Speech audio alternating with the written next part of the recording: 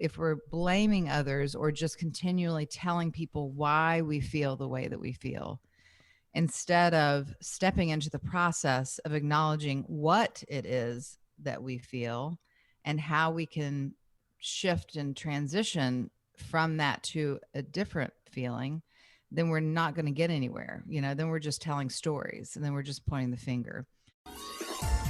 Welcome to GMP, the Great, Glorious, and Glamorous, aka the Going North Podcast. I'm your host, best-selling author, and certified self-leadership trainer with the John Maxwell team, Dom Brightman.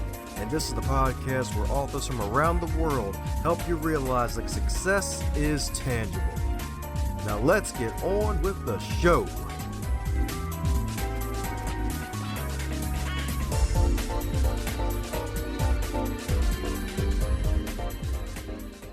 And today on the Highlight Reel Builder for Authors known as the Going North Podcast, we got a super special, awesome guest for you today, friends. We got one heck of a guest for you today because, my goodness, today's guest, an intuitive spiritual healer who offers wisdom from a lifetime. You heard that right, folks. A lifetime of personal triumphs and more than 24 years of helping clients transform their lives. She's a sought-after inspirational teacher on topics such as mindfulness, energy medicine, and meditation, as well as emotional and spiritual healing. And she loves leading personal development retreats nationwide and is a course author for the Daily Om.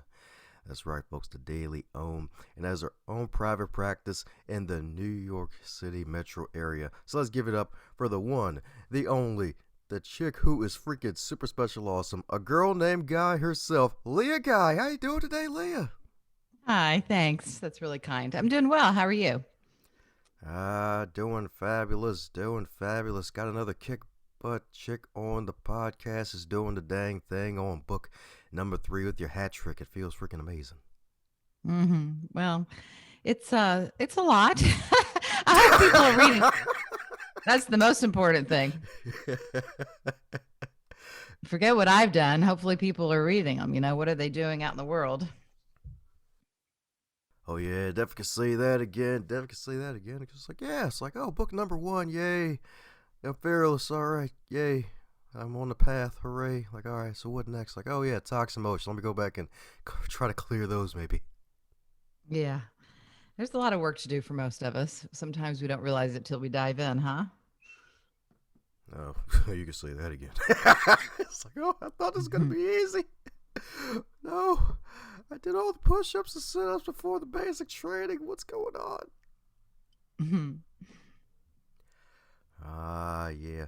But as you know, with all introductions and journeys, I'm pretty sure there are some wonderful cavities, pitfalls, and of course some victories I may have forgotten to mention. So I'm filling in any cavities I may have missed about the soon-to-be legendary Leah herself.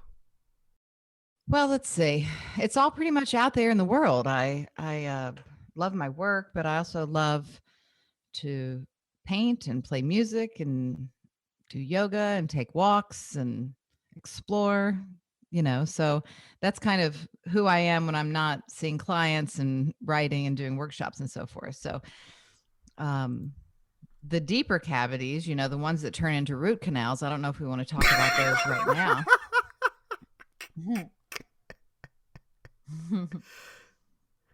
It's okay. If you want to go for the root canal, it's okay. You're allowed to go deep here. It's too early for that. You're probably like, no, it's a morning interview. I don't do wine yet. Right. Oh, God.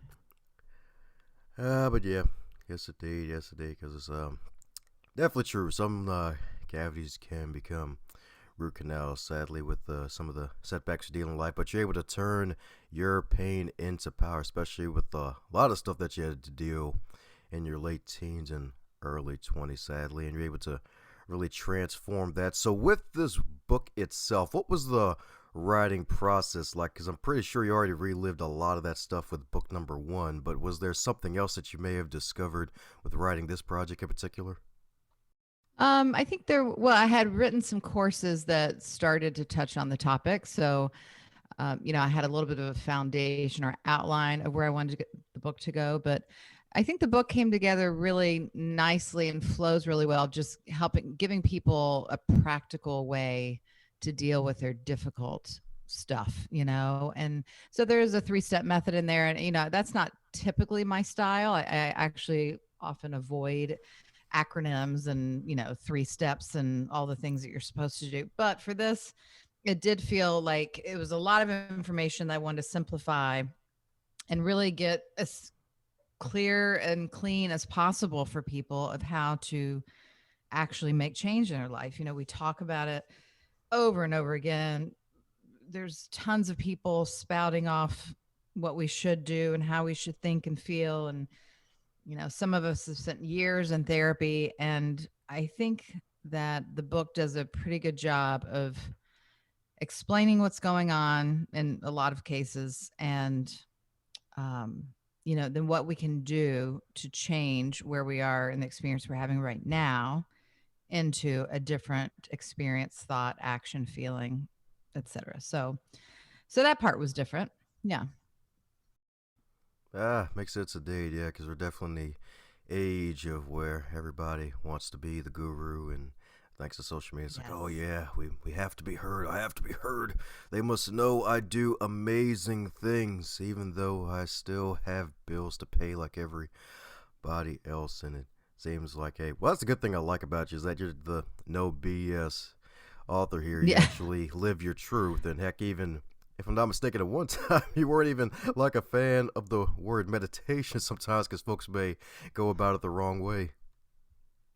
Yeah, a lot of the buzzwords and the idea of things versus the actual living of it can be frustrating. There's, as you said, everyone wants to be a guru, and you can buy your way into being a bestseller and all of that. So for me, I like to keep it as practical and real. And I mean, I don't have any interest in just blowing smoke and going in circles. So I know for me what it's taken to heal and feel better and feel more connected, both spiritually and mentally, emotionally. And that's just what I want to offer for other people. That's what I'm talking about indeed. That's what I'm talking about indeed. Sweet. Well, heck, that even reminds me of one line actually highlighted from your book is the fact that you wrote that breaking up with blame is the key to freedom. So mind going deeper into that powerful quote. Oh, sure. Well, I think even subconsciously or inadvertently, we end up blaming people and situations for how we feel. And it's a little bit of a delicate situation because of course it takes people and experiences that we relate to in order to have the experiences that could potentially hurt us. And sometimes, people do really hurt us. But there comes a point when, we're feeding the energy of the other person or the experience instead of feeding our own energy of healing. And so if we're blaming others or just continually telling people why we feel the way that we feel, instead of stepping into the process of acknowledging what it is that we feel and how we can shift and transition from that to a different feeling, then we're not going to get anywhere. Then we're just telling stories and then we're just pointing the finger. So it is important to recognize our history and what our story suggests, because that's where we can see our patterns. We can see where things developed, our belief system, our habits, our negative self-talk. We can witness all of that generally by looking at our story. But as far as moving forward and healing emotional difficulties, healing relationships, healing our own relationship to ourselves, we have to take ownership of what's going on within us and what we can do to change that. So it is a very powerful thing. It's hard to do too. Oh, yes, indeed. Yes, indeed. Yes, indeed. Cause definitely say that again. Definitely say that again. Cause yeah, it's it's a journey that really requires that actual work, and it's so easy to really blame other people and be like, "Oh, this person is responsible for all of my failures in life," even though failures are what get me closer to success. It's like, oh, it's just want to be passive and blame other people and be in my failure turtle shell. But no, it's like, hey, gotta take actual action, step into the actual self work and actually do the work for yourself as opposed to always trying to focus on the outside all the time. Right. Yep, it is true. That's right, indeed. So, what do you think might make it so hard? Do you think it may be pride or something totally different? Yeah, I think it's there's just a discomfort for most people to be vulnerable and to feel imperfect and that we're going to be judged and ridiculed or cast aside. You know, it's hard to get that vulnerable to speak our truth because we haven't been encouraged to do that, not just by our families often, but by society, by our neighbors, by, you know, there's not really a handbook for that. And or true examples. And even in social media now, you know, where I think a lot of people, well, some people are trying to display their authenticity, even that in itself becomes, you know, the poster for something we should do. Then doesn't that take the authenticity away immediately? You know what I mean? So it's hard to just it's hard to feel that vulnerability because we associate vulnerability oftentimes with weakness. And depending on what our core wounds are or our, you know, belief systems, weakness is bad. And then it gets into the self-judgment. Oh yeah, that's right. You can say that again. Probably causing all the imposter syndrome too. It's like, oh God, no, I'm really doing some inner work here, but there's this post about doing inner work. Like, should I post about it or just stay quiet about it? And it's like, oh God, everybody else is Mm-hmm. doing it, even though they may have seen it like 3 times from 3 different people. And it doesn't equate the whole entire world. Right. Yes, it's true. That's a difficult kind of platform to negotiate. Oh yeah, that's right indeed. That's right indeed. So who knows? Maybe it's like, oh, forget the negotiation. Just be you. Just show up, be you. Just don't do anything stupid either. Hmm. Well, speaking of vulnerability and folks thinking it has to deal with weakness, what do you say is what's helped you to really come out of your shell to really get to the point where you've been teaching for over 2 decades, helping folks even reclaim their power and to really get onto that path? It seems like you're still a work in progress yourself, but you seem to have everything together that you need to have together to keep on going. So, what keeps you going on this path and keeps you strong on this path that you're on?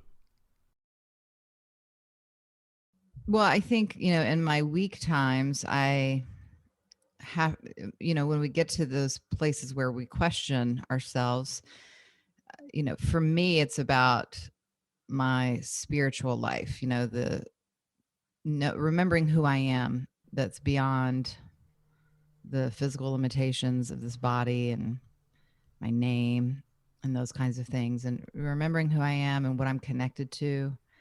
And there's support in ways that I often forget to use. And I think a lot of us do.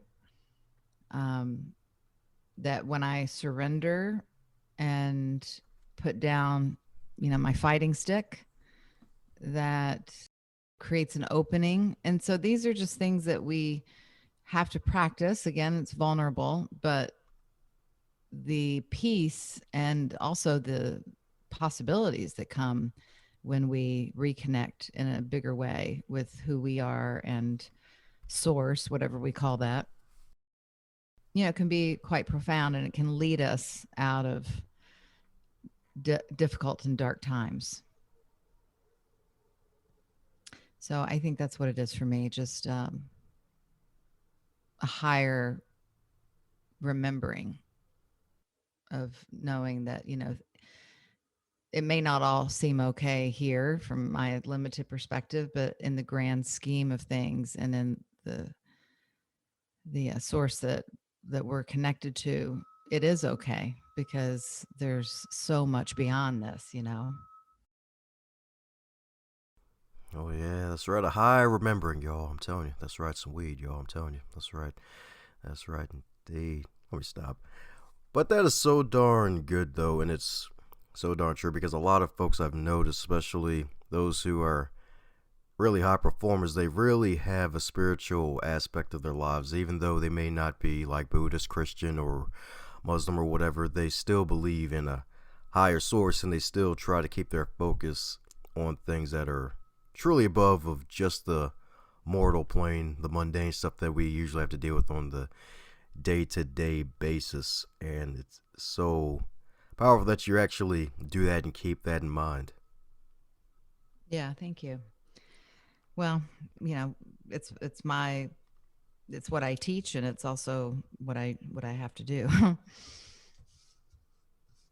Ah, yes, indeed. Yes, indeed.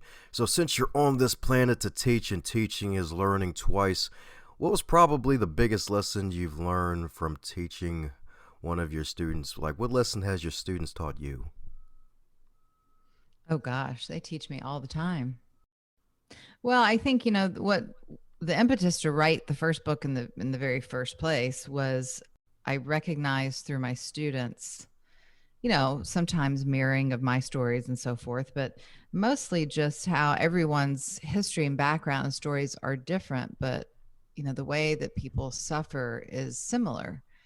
And so I think it's taught me that definitely, and just ongoingly a sense of compassion and connection, not just with myself and humanity and with my clients and their communities and so forth, but even just to tap into more of that vulnerability and connection within self, to show up and yet get out of the way. So there's so much. I mean, every session that I have, I feel like I'm learning, and it's good.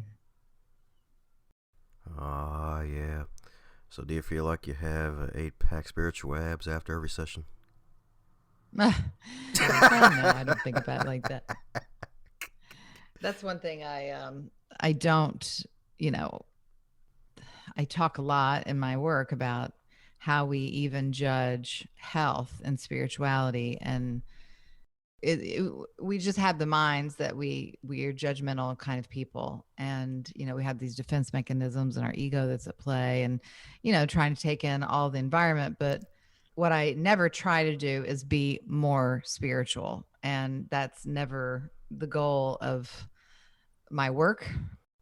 When people say that, and judge themselves that way, if I'm not as spiritual or so and so is more spiritual, and we look to these gurus, if you will, about how spiritual they are, and I don't buy it.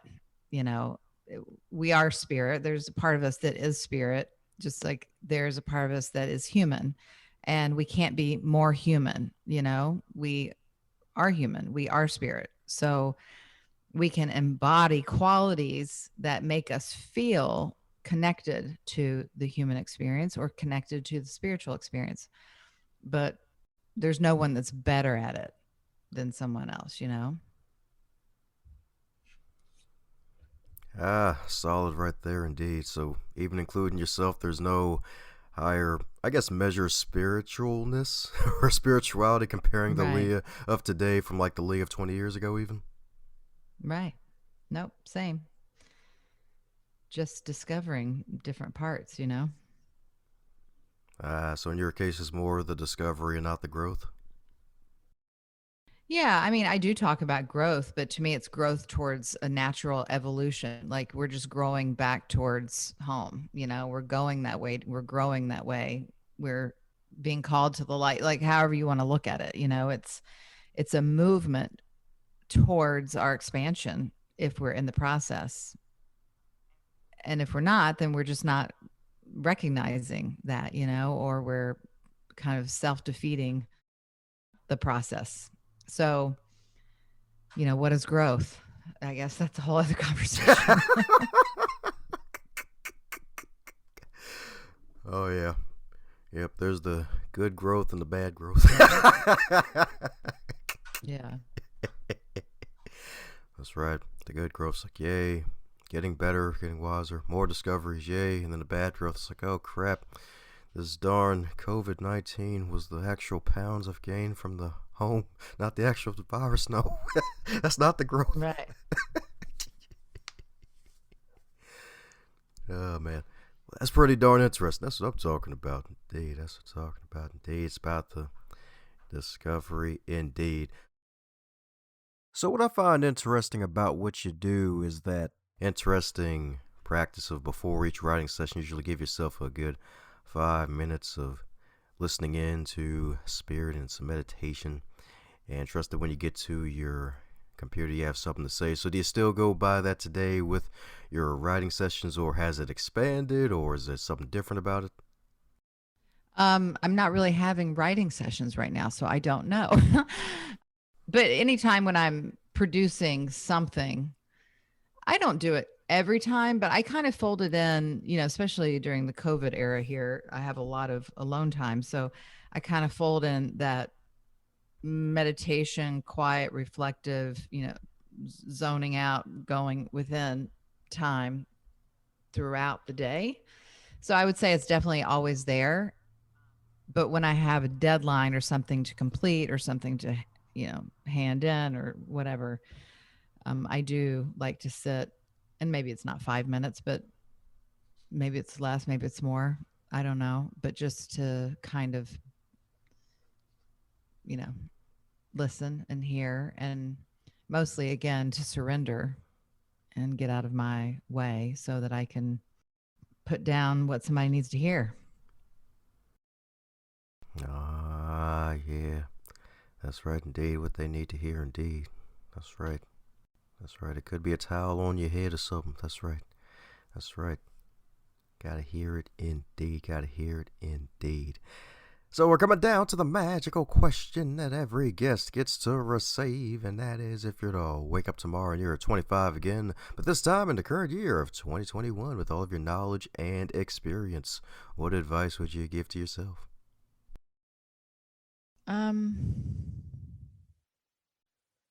I guess I'd say just do the best you can, follow your dream, and be gentle with yourself. Ah, solid right there. That's right. Be gentle with yourself, indeed. That's right. That's right. Avoid the stinking thinking, that negative self-talk. Avoid it. Avoid it like the plague, for real. That's right. Be gentle with yourself, indeed. Give yourself a pillow instead of a brick, y'all. I'm telling you.